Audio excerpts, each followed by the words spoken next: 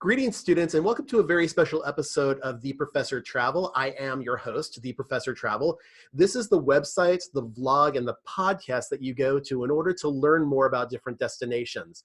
This is where we go to discuss as a community different destinations. I hope this spurs you to want to travel more and, of course, enjoy life more. Now, you can reach me at a variety of different means, starting, of course, with my website at theprofessortravel.com. You can also reach me either through YouTube or Facebook at The Professor Travel. You can find me now on TikTok at The Professor Travel. If you're looking for me on Instagram, you can find me at The Professor or the_professor_travel. On Twitter, you can find me at TheProfessorTR1, or if you're a blogger, you can find me on Blogspot at theprofessortravel.blogspot.com. Today, I am extremely honored and very humbled to have one of my favorite people in the world with me. I would like to introduce you to our visiting professor today, Jennifer Cisna. Say hi to everybody, Jennifer. Hey, Scott. Hi, everybody. Thank you so much for doing this for us. I know that there's just a wonderful amount of information that you have about our focus today, which is South Africa, and the wonderful work that you do down there. But before we get started on that, can you please tell me about this wonderful picture of you? Well, I'll tell you what, it wasn't so perfect at seconds before this. This was just happened to be the right timing. I was in caring for these orphans, and they are orphans, so in a sense it's kind of a sad thing because they've lost their mother. But I was in there taking care of them, and I happened to pull out my phone and turned it on selfie mode, and they, instead of pulling my hair and doing everything they were doing, all of a sudden they were looking perfectly at the camera, and I took a picture. So it was all by accident, but it looks good. It's a great picture. I love it. And you look fantastic in it with them. So they're your little babies. It's adorable. Yes, they are. And they came in very traumatized. And so the fact that they're getting to be more secure, I guess, and it's really a good feeling. Excellent. And we're going to talk about all the wonderful work that you're doing down in South Africa with a couple of different organizations. But before we get into that, can you talk to us a little bit about your educational credentials and a little bit about your background in travel, places that you maybe gone to before? Sure. I have my Master of Arts in Organizational Management. And as far as travel goes, I've been lucky enough to do a lot of traveling. So instead of naming all the different places, I thought I'd maybe name a few of my favorite places. Please. So Galapagos, the Galapagos Islands were wonderful. Costa Rica, Tanzania, South Africa, and then next month I'm going to go to Uganda. Wow. So Scott, I have to ask you, do you see any kind of theme in the places that I mentioned? Well, I see a lot of outdoors. I see a lot of wildlife. I see a lot of jungle activity. It sounds like there's a lot going on that you enjoy in that area. Well, it's funny. My husband and I both enjoy animals. And so we decided there's so many places to go. How do you even start to narrow things down? And we chose, hey, let's start going to places that we can see more of wildlife. And so that's really why those are my favorite.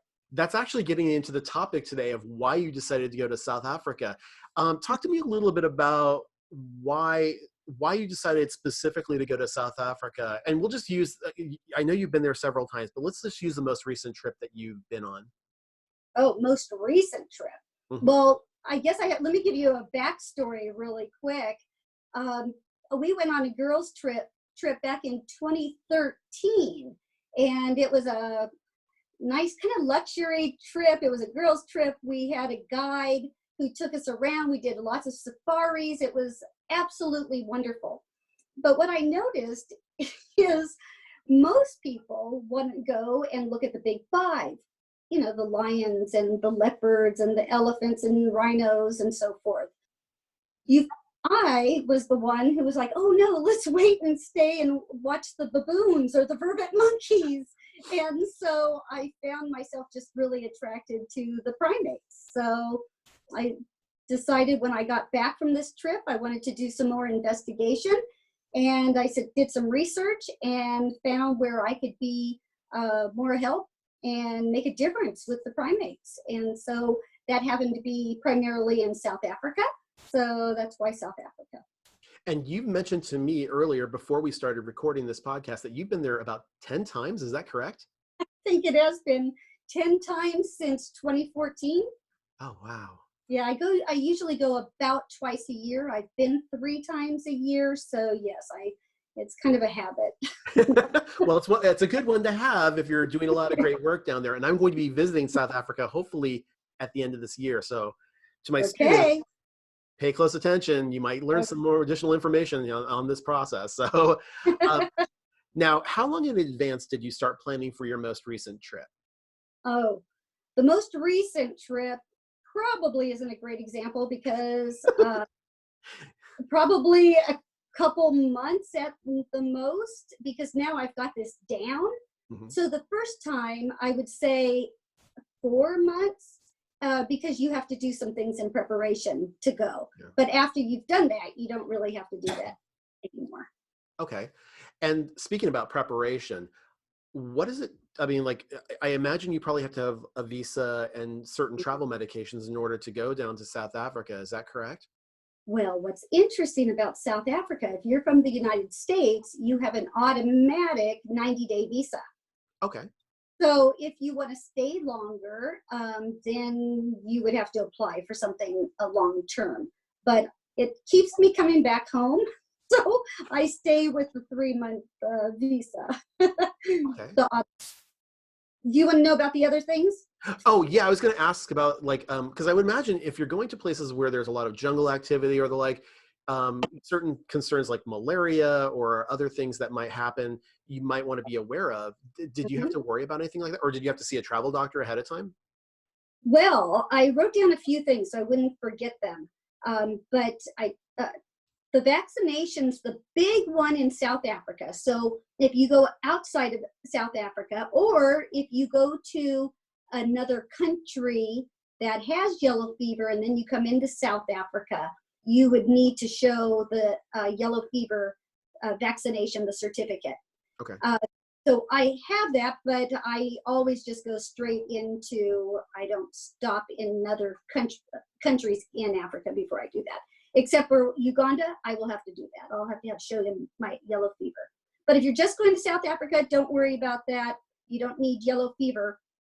But you are going to want to get your typhoid. Okay. Now, typhoid is one that I will go to Passport Health.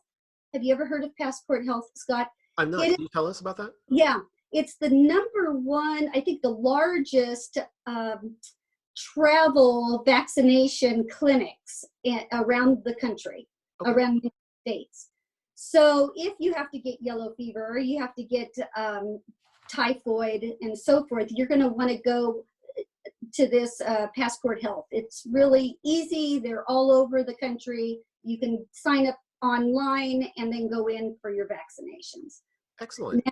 Now that being said, there are other vaccinations you need, which you could get at Passport Health, but typically your insurance will cover it if you go to your doctors or even to Rite Aid or CVS. They now have a lot of those vaccinations. Okay, that's perfect. Yeah, so the things that I would recommend if you were going to South Africa, if you don't have it already, would be the MMR, so the measles, mumps, rubella, the Tdap, which is the tetanus, diphtheria, and pertussis. Hep A and B, I would just recommend doing that, but you don't need to have the whole series done, but you might want to get started on that. So those are just some of the things. And those shots usually last for quite some time, like a couple of years anyways, right? Yeah, some of them a lifetime. Oh, okay. Don't worry about it. Typhoid, it's either 3 years or 5. So this is kind of interesting. You can go in, if you get the injection, then it'll last 3 years. If you decide to take home pills, then it can last 5 years, but you have to be so on top of taking them exactly when you need it. So I trusted myself, but I didn't trust my son, and so he got the infection. I know I recently got a tetanus, and I think that it said that's good for like 10 years or 10 something like years. that. Mm-hmm. Yeah, so 10 years. it's not too bad. No. One other area I wanted to touch base with you on in preparation before we go on the trip. Did you have to do anything in order to prepare for the dietary requirements going to a place like this? And the reason I ask this is because at the end of this year, on this trip I'm taking, I'm going to be going to India. And I know in order to prepare for something like that, they said you want to at least kind of, maybe for a couple weeks, kind of start to transition and eat certain foods and get away from certain foods to make it an easier transition. Did you have to do anything like that? Well, no, I never have. Now, that being said, what I've learned is you really, especially me working with the primates, you really want to wash your, I'm cleaning enclosures and so forth. So you need to wash your hands a lot, but I would make that a regular practice, just washing your hands.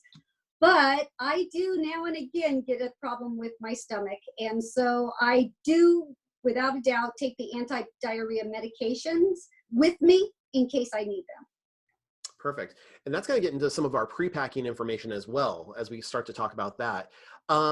So you're going to be going to South Africa on this specific trip for about how long? Oh, the one coming up is going to be. No, this one that we're talking about right now. Sorry. Okay. Well, can I just say it depends. I will stay anywhere from 6 weeks to 3 months. Okay. Depending on the age of the babies. So for me, that's how I do it. But I recommend that if someone's going to South Africa, oh gosh, you probably want to spend at least a couple weeks. And the reason I say that is, and not that you need to, I've had people do shorter, but you come over and you're not adjusted to the time. So the first couple of days, you're just trying to get adjusted to the time. By that time, it's it's hard to do all the fun things you want to do.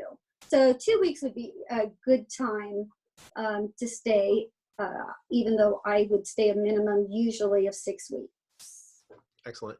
And what are some of the things that you would bring when you're pre-packing for something like this? I mean, like especially this last trip, did you anticipate like a hotter weather climate, or did you need to bring mosquito repellent, anything like that?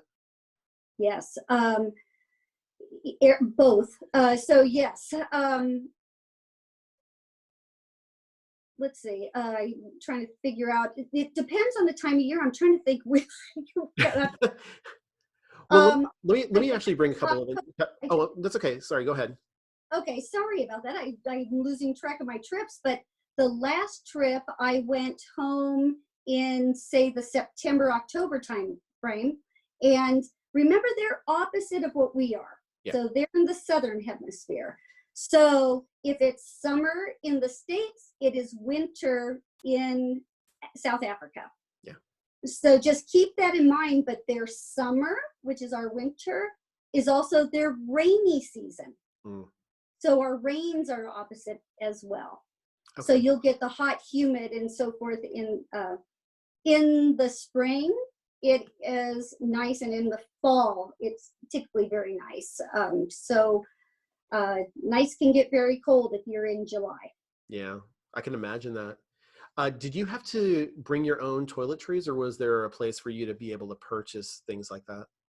South Africa is very westernized. Okay. So unlike Tanzania, which, boy, you really want to make sure you bring your stuff. South Africa, if you walk into a grocery store, you'd be surprised how similar it is to ours. So a lot of things you can get while you're there. Excellent. And like maybe some sun protection, like a hat, sunscreen, stuff like that? Yes, you want to bring sunscreen. You want to bring I also forgot to bring up Malarone. So the Malarone is the anti-malaria medication. So be sure to call your doctor, tell them you're going to be gone for so many days. You'll take it in advance while you're there, in a couple of days when you return. Okay. Okay. So also, if you are volunteering, which I recommend to everyone, if you have an opportunity to do that, if you're volunteering, you want to bring dirty, yucky clothes Nothing, you can get away with being maybe some nice jeans and a dress-up shirt if you want to go out, but it's pretty laid back, pretty casual for the most part. Nothing will require anything fancy. But binoculars, because I'm assuming you would want to go on a safari. So binoculars would be important to bring.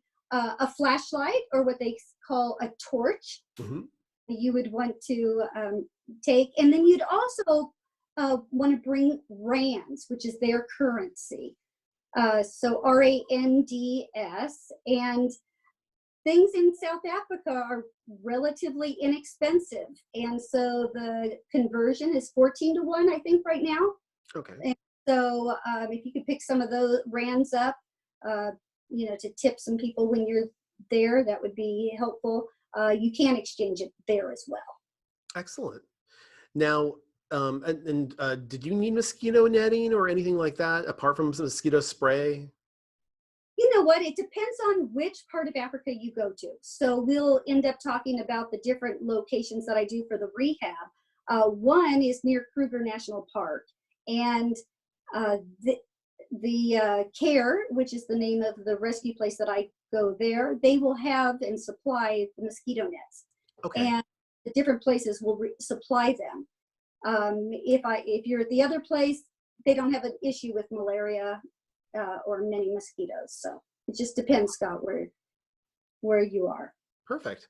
So let's talk about the location that you left from and the time it took us to be able to get to South Africa. Yes. Okay. We talked a little bit about that before we got on. South Africa, obviously, I flew from LAX. There is no direct flight to Johannesburg, or as the locals say, JoBerg. So I typically will go through and find out who has the cheapest air, and then I will go directly to their site. So I find Virgin Atlantic is usually one of the less expensive ones. And if you do Virgin Atlantic, you could fly from LAX to London, which is approximately 10 hours. And then London to JoBerg is another 10 hours. So with only about a 3.5-hour layover in the middle. Can I call out something really quick? Yes. You had made a suggestion that I really am finding much more appealing before we even got on this vlog and podcast, which was in thinking about your total time. Like, let's say you're going to be traveling for 20 hours around the world. You can do it the way I've done it in the past, which is like 19 hours one way, and then like a 3-hour layover, and then another 5 hours to, like, that was my trip to Thailand. Yeah. Or like you're suggesting, take a moderate flight that's maybe 10 hours to London, take a break there, or stay overnight if you want. And then the next day or after your break, head on over to South Africa at that point, which is another 10 hours. It kind of breaks it up. And that actually sounds very appealing to me all of a sudden. Right. Yes, we've done that. We've done it on the way, but we've also done it on the way home. So whatever, usually you get so excited about getting to your destination that sometimes on the way back, because I don't know about you, Scott, but my trips on the way home seem to last longer. Yes. And on the way there, right? Because you're so excited about getting there. But on the way home, it's a good way to break it up as well. So yes, absolutely. London's a delightful place to have a layover. My last trip was Dubai, and I didn't stay over and do anything in Dubai, which I probably, if I did that route again, I would do next time. I hear a lot of lovely things about Dubai, and the airport's supposed to be really spectacular over there as well. Super clean, very, very clean. Absolutely. Now, I assume because you're traveling for such a longer period of time, that you're probably not going to park your car at LAX for that long. Correct. Well, we're lucky enough if my husband does not go on a particular trip. Sometimes he'll go for 3 weeks and then come home and take care of our animals. But if he doesn't go, he'll take me. And if not, we bribe my kids. Somehow we're able to get there, and someone picks us up. So we've been pretty lucky. But yes, it's too long to leave your car there, I think. Yeah, I would agree with that. So we've already talked a little bit about the flights. You flew through Virgin Atlantic, it sounds like, at least for the ones that you typically go. Do you remember what airline you went to Dubai and then over Uh-huh. to Johannesburg? Went to Emirates. Emirates. Okay. I've Yeah, heard a and lot of what's good things about them too. yeah, what's interesting is this was one of the years that I did not um I was it was a long in between. So usually by the time I get home, it's time to plan for my next trip because I'm going again. This time, because I brought a dog back from Africa the last time. I know, long story. Brought Ozzy home. He needed a home. And so I have an Africanus dog in our house. And so I had a harder time leaving him right away. So I got a little, I don't know what it was. I got a little panicky and I decided to buy my tickets early. And Emirates at the time was on the cheap side. They're never, rarely are they on the cheap side. Hmm. So, and then I realized, what did I do? I always book only like 6 weeks to a month out on flights. And so I paid too much money because I should have just waited, but I kind of blew it. But anyway, so I did fly Emirates. They're nice airlines, but to tell you the truth, there's a little bit more hype than what I actually experienced being in coach. If you go business class, that's a different ballgame. But hey, as often as there's no way I can afford to go first class. So Can we take a segment to talk about something else that I've never talked about on this podcast or vlog before that I think would be helpful for my students who might actually think about adopting a new companion from another location. Well, first off, I'm going to get a joke out of the way, which is, I guess then your dog barks in Afrikaans. So hey, pretty much. He doesn't just understand kidding. English. I'm come, and he doesn't. He's like, what? I don't understand. But apart from that, what is the quarantine process that's involved with a animal that might be coming across from overseas? I was shocked. So coming into the United States from South Africa, if your dog has rabies, they've been visited by a vet for something that's a visual, I can't remember the name of the parasite, but it's a visual review of the dog, and they get signed off. There is no quarantine when they get to the US. Zero. Really? Honest to goodness. Wow. I met Ozzy and because it's a long, I hired a company to help me. I had no idea what to do. They helped me. They got him in a crate, which I took to the farm where I got him, and we practiced being in that crate for a while. Then they took him, and I wanted to do a direct flight. I didn't want him to be sitting on the tarmac with the noise. We did a direct flight to Washington, D.C. I changed my flight so I could meet him in Washington, D.C. Just for his sake. And we didn't fly back. We drove back from Washington to California. And so it was a nice road trip with my dog. Well, that's lovely. And that was a good story. So thank you for enlightening us about that. Okay, so we know you didn't stay in Dubai. You went directly to Johannesburg. This is going to be the part of the vlog and podcast where you kind of take over a little bit. Okay.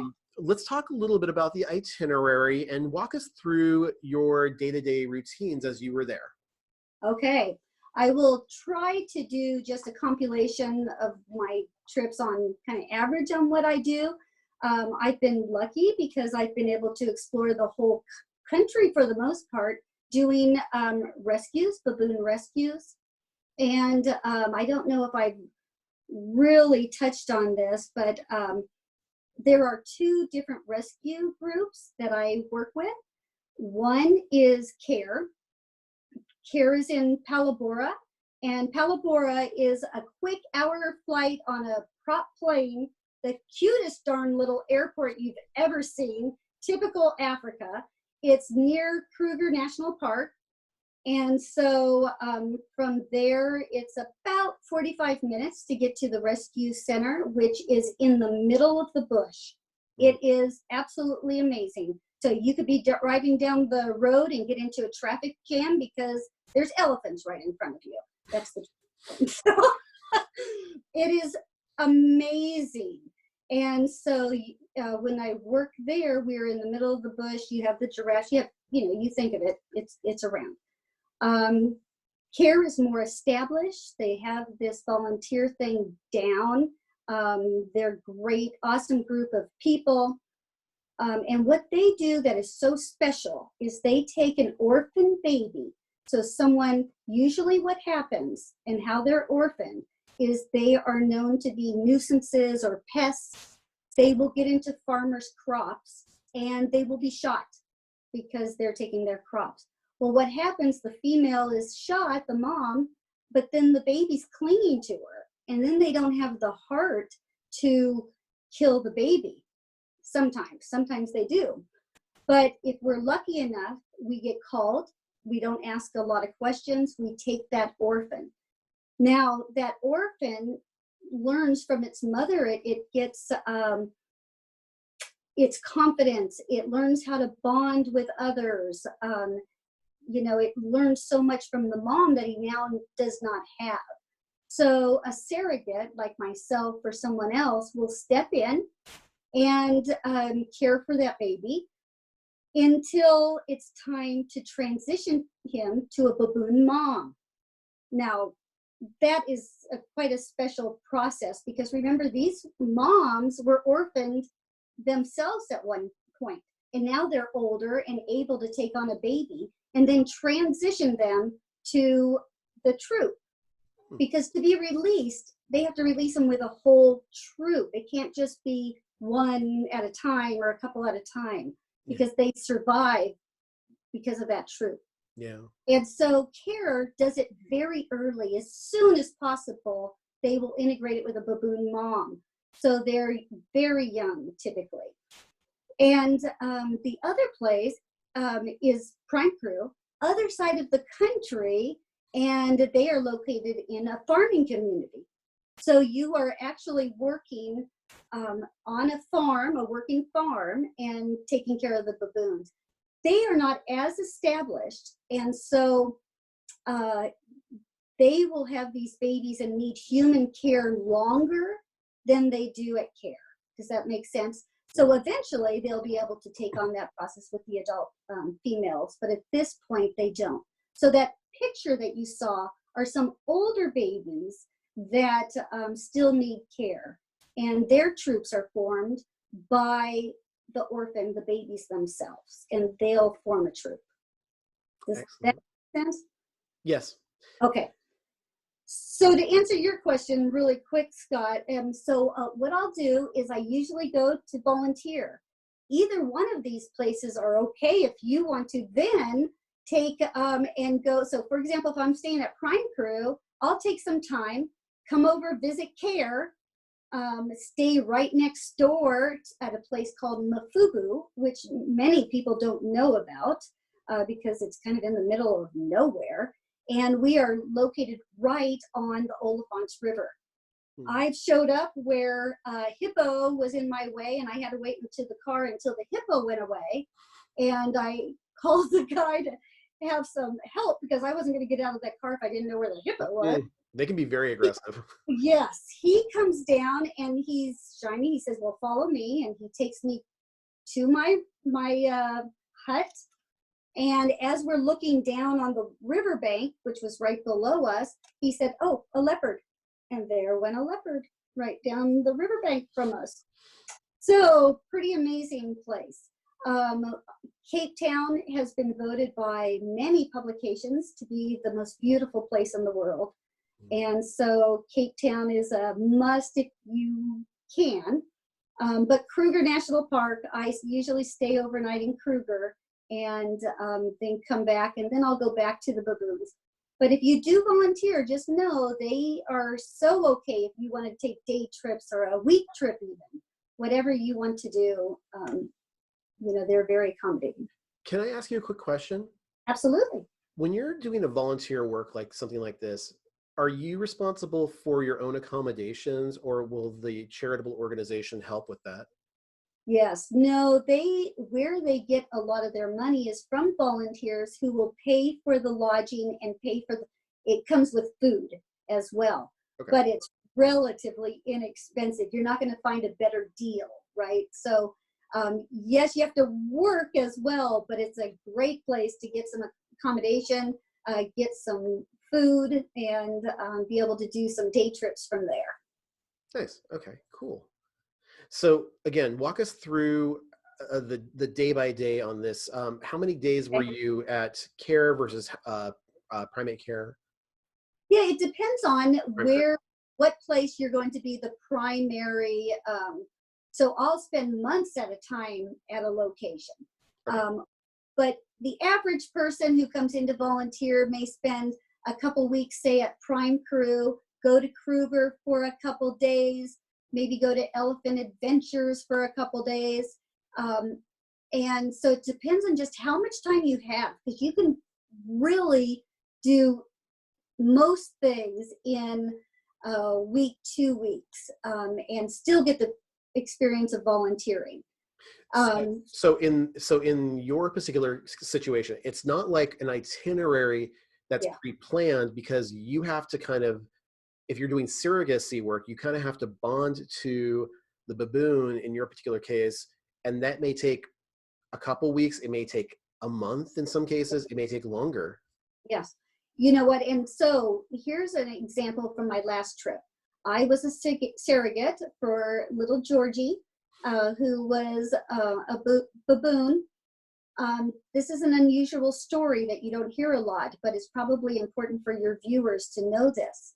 So a lot of them I had mentioned being shot, baboons being shot. Some of them are hit by cars. In this particular case, Nature Conservation went into a township and they found Georgie tied up at the waist. And he's just a little guy. And he was being held by a medicine man for muti. Muti is an alternative medicine from medicine men.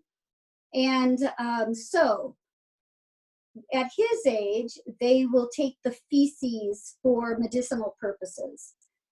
Ultimately, and we think his mom paid the ultimate price, and that was they'll use a digit of the hand, or the actual hand of a baboon is considered strength. So they'll put that into their medicine. So ultimately, the baboon will be killed. So they rescued Georgie out of this. So I had to be with Georgie in day, night, 24 hours. You know, you're with them all the time. However, because I had to have a transition to get back home at Prime Crew, what we did is we started transitioning him to another person. And so I took trips to the shore, you know, to the water, and did some fun things while we did that slow integration, you know, back, yeah, to someone else. Does that make sense? It does. Thank you. So yes, there isn't one set itinerary. When I go volunteer, you have a lot of things come up that you can go do. We have done rescues down in Kimberly, which is where the Big Hole, I don't know if you've ever heard of the Big Hole. It is the largest man-made hole that for diamonds. It was for diamond mining. And so we went there to see. It's, you know, not working right now, but we were able to go see it. It's amazing. So a lot of opportunities by volunteering. I appreciate you letting my students know about that, because I know that many of them are interested in figuring out what they can do in order to try and help out. And we do actually have a couple of links that we'll go over in just a couple of minutes. Really quickly though, you were making mention that you did, as part of your transition time, you do have an opportunity to go to some additional spots, not just within the locations that you're at, but, you know, maybe hit the shoreline. Did you have any pre-planned excursions as part of this transition?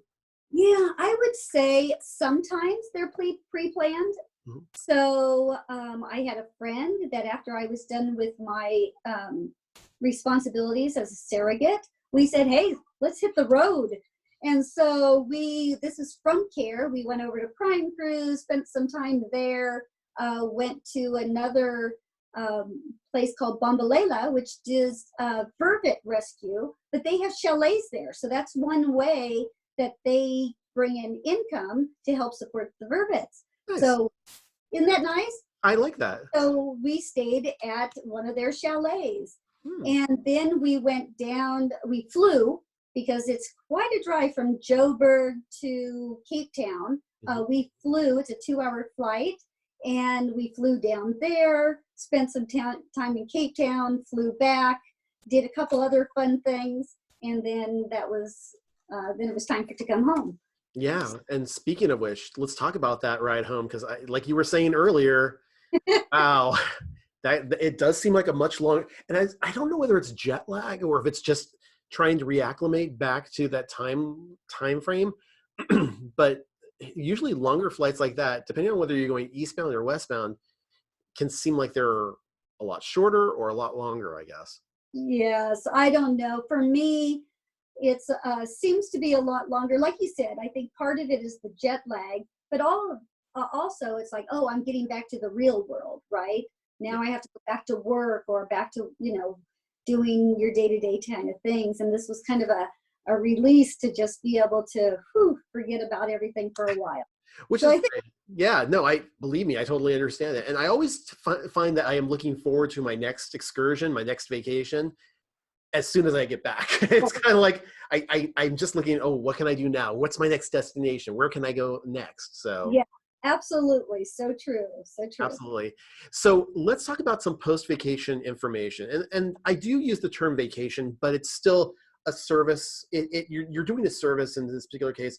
Either way, you're getting away from your average eight to five, 9 to 5 gig in order to try and take on some new insight. So talk to us about maybe some pros of wanting to go on an excursion like this, on a trip like this. Okay. Well, if you want to volunteer, it's really nice because you feel like you're giving back. You also get to learn more about animals. And so, of course, that's a big pro for me and for anybody who, loves animals. So I would highly recommend it for that reason. Mhm. Um, but also, I mean, it's relatively inexpensive. So what do they say, Scott? You probably know this better than I do, but Africa and Indonesia are relatively or Asia, I Yeah. don't remember exactly, but relatively inexpensive, right? Yeah. So, it is so nice to be able to really, once you get there, have the dinners, the excursions are so inexpensive. Going into Kruger, $25 to get into their largest national park. So, it's relatively inexpensive. Yeah. And I talked about the volunteering in those animals, but boy, the amazing animals, oh my gosh, why do go to Africa? It's primarily, I think, people want to do the safaris. And there are more rhinos in Kruger National Park than there are anywhere else in the world. Mm. So I did not see any rhinos in Tanzania, but I did see them in Kruger. Now, that being said, there's also more poaching in Kruger than any place else in the world. Yeah. So, And um, that does kind of lead us into things to be aware of. I'm really, really glad that you had brought up the some of the things that happen there. Um, not to bring us on a downward note here, but there are some things that we want to be very aware of. yes, and yes, we do. I think, like most towns or large cities, there is a crime element. Yeah. And I think that's probably a little higher than what we're used to in JoBerg. And so if you're going to stay in JoBerg, just know where you're going. If you have someone picking you up or, transportation, just be smart about that. If you rent a car, just be sure you know where you're going before you get in the car and you don't wind up in a bad neighborhood. Yeah. So I think those are some important things to be aware of. Also, tourist traps. There's a lot of tourist traps and a lot that exploit animals, which is a real problem in South Africa. So all the lion petting the cubs, and it's not what it seems. They like you to think that they rescued those lions and you're helping, but really they're bringing in money from the photographs and for allowing you to do that. Then they go, when that baby gets a little bit, the lion gets a little bit too big to feed a bottle to, what they'll do is they'll say, okay, let's go on a walk with the lion. And so they make more money by going on the walk with the lions. And then they would breed those again to get more cubs. And then they will send those older lions, because it's difficult to care for them, send them to a hunting farm. And so just the whole thing is very tragic. And I've had the opportunity, I don't know if it's an opportunity, but I have witnessed lions that what they'll do is they'll water down the milk because the milk is too expensive to give them. And so they are deformed now. Their bones are deformed. And there was a kind rescue group who was able to take them and will care for them for as long as they live, but they cannot walk upright on their paws and their legs. So anyway, just be aware of that. There are websites out there. I probably should have looked them up before I came on, but that can tell you which are the good places to go and which are known for being issues. And I imagine any one of my travelers should be able to, if you're going to go to any country, take a look at some of the excursions that they offer, and if they're safe, if they're recommended, if they have a background on animal care associated with them, or if it's something where you don't see any delineation, any kind of notes that say, oh, this is safe for animals. You want to be kind of really cognizant of those things, I think. Right. Absolutely. Absolutely. And Scott, the other thing I wanted to point up about things to be aware of, the one thing I was telling you how affordable South Africa is, the one area you're not going to get any deals is rental cars. Oh. Go figure. I can't figure that out, but rental cars, all because they're owned by Avis and, and Budget and so forth. But you're not going to get any deals on the rental cars. Well, and speaking of deals, are there any type of value adds or cost savings or best practices that you would like to share with the students as part of this? Yeah, I was trying to think about that. I think I mentioned or touched on this early on. Don't be too anxious to buy your tickets. Now, you're going to want to book your Kruger trip earlier than probably what you will purchase your plane tickets, because those type of things, depending on the time of year, you want to jump on those. But the plane tickets, boy, if you can wait till you're 6 weeks out, I never have an issue finding a flight, and prices have dropped by then. Yeah. And so if you can do that, that would be the wise, if you can. The other thing real quick would be, when you go to Kruger and there's an issue with malaria or mosquitoes, we always spray our clothes with the permethrin. Do you know what I'm talking about, Scott? I'm so used to hearing DEET as part of the talks about stuff, but I don't know. Is it kind of like a anti-mosquito repellent, or is it a malaria thing? This is the best thing ever. So let me spell it for you because I think it's important. Please. It's PERMETHRIN. Permethrin. Okay. So that is, and it comes in this big yellow, Sawyer is the brand name, and you spray it on your clothes before you leave. Then it dries, and it'll last through several washings. I think they say 6. I don't know if I believe that, but if you spray that on, it is amazing how it'll keep the mosquitoes away. So do that. Then also apply the DEET, right, to direct your skin. The other thing doesn't go on your skin. It goes on your clothes. Okay, perfect. Okay. Um, Go Oh, ahead, Scott. go ahead, go right ahead, please. Okay, and I just had one other comment. This is so silly. I've told you how much I've traveled, and I have never taken a mask and earplugs. For some reason, I don't know what prompted this, but I decided, oh, I'm going to take a mask and earplugs. And I use them, and it's like, what was I thinking? Not doing this before. And it was really wonderful. So I know that's really a weird one, but it made a difference to me, someone who thought they would never do that. So.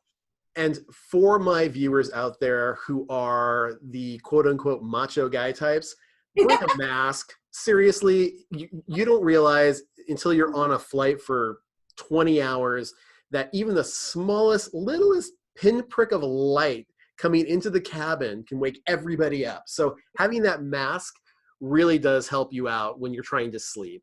It does, absolutely. Great. Well, I wanted to say thank you so much for sharing this information.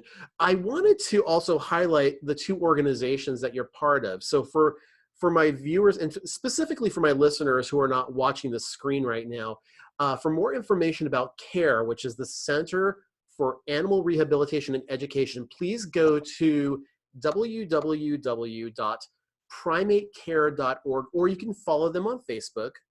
Or the other organization, which is called Prime Crew, you can email them on primecrewwildlife@gmail.com, or they can also be followed on Facebook as well. Is that correct, Jennifer? That is correct.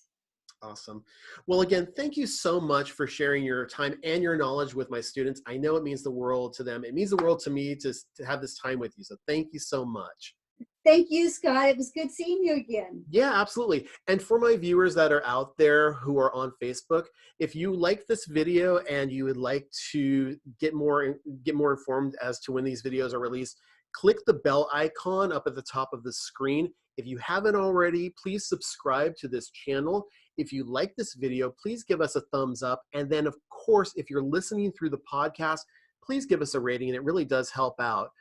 Until next time, my name is Scott. I am your Professor Travel, and make every opportunity to travel a travel adventure. Take care, everybody. Bye-bye now.